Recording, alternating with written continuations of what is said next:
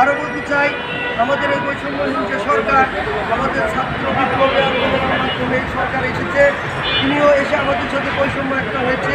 কিছুদিন আগে যশোরে একটা নিম্ন মাধ্যমিক বিদ্যালয় সেটা জাতীয়করণ ঘোষণা দিয়েছেন। কেন তিনি বিশেষভাবে কেন দিলেন?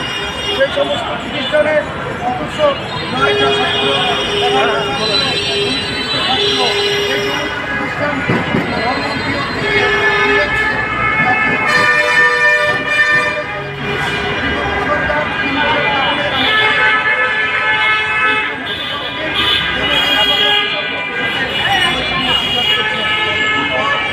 আমাদের একটাই দাবি, চাই আমরা ঘুরতে চাই। এর জন্য যদি আমাদের রক্ত দিতে হয় শহীদের মতো, আমরা রক্ত দেব এবং যা করণীয় আমরা করব। আমরা আন্দোলন শিখে ফেলেছি, আন্দোলন কীভাবে করতে হয়, কোন মোড়ে করতে হবে, এটা আমরা বেশ ভালো বুঝেছি। আমরা এখন বলবো না যে আমরা কোথায় কী অবস্থান করব।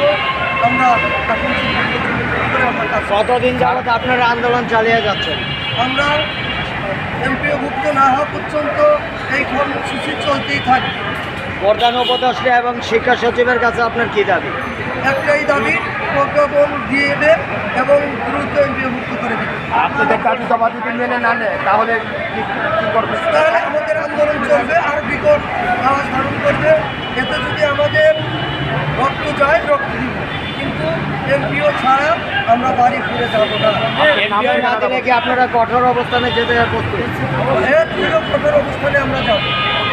আপনার নাম পরিচয়টা দিল। আপনার নাম পরিচয়?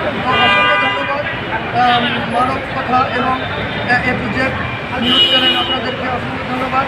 আমাদের এই কথাগুলো চ্যানেলে অবশ্যই দিবেন এবং সুন্দরভাবে ডিসক্রিপশন দিবেন এবং সরকার যেন আমাদের কথাগুলো জানতে পারে।